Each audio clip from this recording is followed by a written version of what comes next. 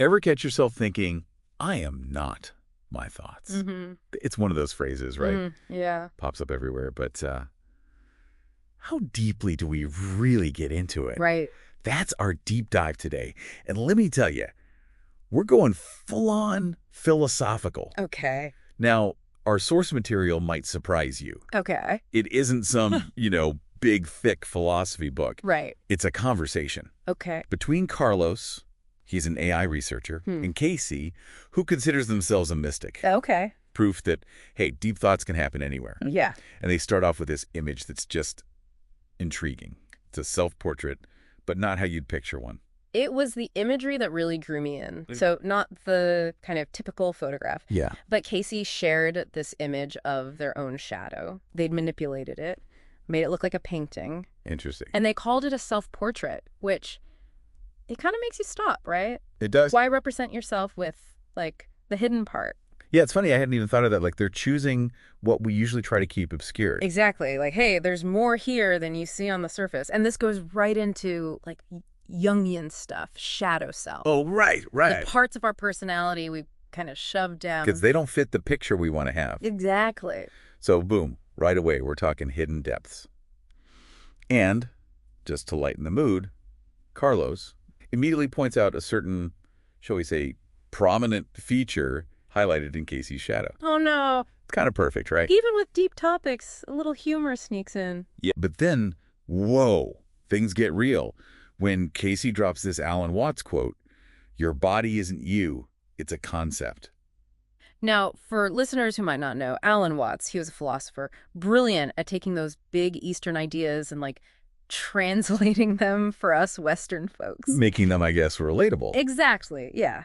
So that quote about the body being a concept, it becomes like their anchor point keeps coming back. Yeah. Carlos, at first, he kind of pushes back on it, like Casey's taking it too literally. It's interesting, right? It is. Like, are we oversimplifying? What did Watts really mean by it? That back and forth, that's what gets me. It's how we all approach these things, right? Totally. You're in the conversation yourself by that point. Exactly. So then, if it's not the body, what are we?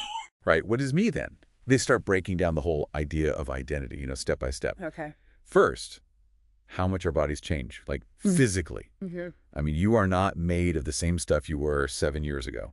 Wild when you think about it. Cells constantly renewing, the whole bit. Makes you question that fixed self, huh? If it's always in flux. Exactly. And they keep going. Zoom in even further.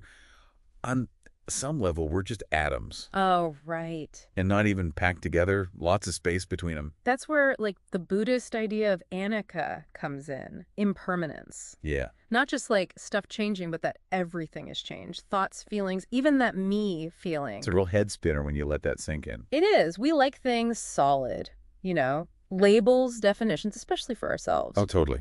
But what if it's the change that's the real part, not the thing itself? Whoa.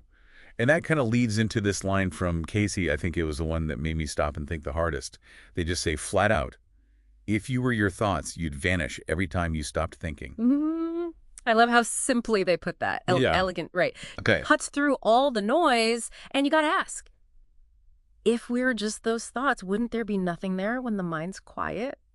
Sleep, Right, like what's even happening then, if not me thinking? Exactly. And it points to this difference between actually living something versus just having a memory of it. They used a great example talking about matzo ball soup, actually. Oh, right. Carla said you can remember eating it, but you can't actually have that experience now. Exactly. You can think, I ate matzo ball soup, but the taste, the feeling, it's gone. Just like thoughts, they pop up, fade away, ocean waves, that kind of thing. Such a good image for it. Okay, so we're not the body, not this thought stuff either. Yeah. What's left to be a self at all? Right.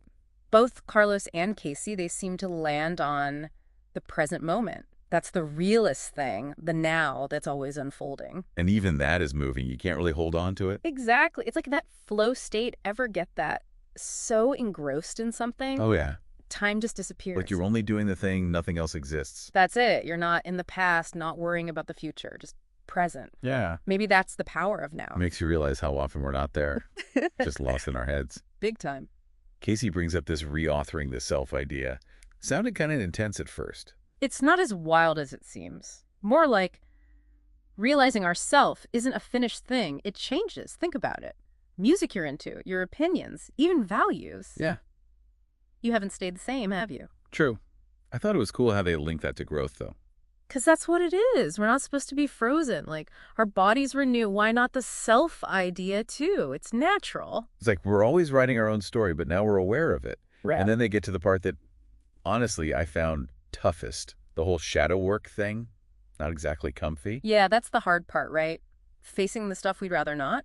Flaws, hang-ups, all that. Way easier to just pretend it's not there. Totally. But they both seem to say, like, dodging that stuff, that's what really limits us growing. Because those parts, Casey even called them our gnarly bits. They're us too, not just the good stuff we show off. Exactly. I think it was Carl Jung who said that what you resist persists, until you shine a light on those shadows. Understand them. They have power over you.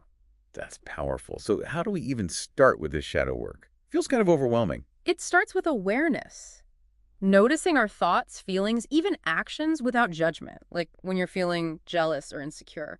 Instead of pushing those feelings away, get curious about them. So not beating ourselves up for having those shadows, but trying to learn from them. Exactly. Accepting that we've all messed up. We've all been the jerk at some point. It's human. And facing those experiences, honestly, is how we accept ourselves and make better choices. This whole conversation makes me wonder, if who we are is always changing, how can we ever be truly authentic? $1 million question, right? I don't know if there's a simple answer, but maybe it's about that deep connection with ourselves, listening to that inner voice, even as it evolves. It's like we all have this internal compass, and even though the path changes, that compass is always there to guide us. I love that. It's about staying true to our values and purpose, even as those things grow and evolve, and being open to the idea that what feels authentic today might look different tomorrow. This deep dive really took us on a ride. From a shadow selfie to, like, the core of who we think we are. It's wild what a good conversation can do, right? It really is. So as you go about your day, think about this. If your story is still being written, what will the next chapter hold? And how can you live a life that feels truly, authentically you? Until next time, keep asking those big questions and we'll keep diving deep.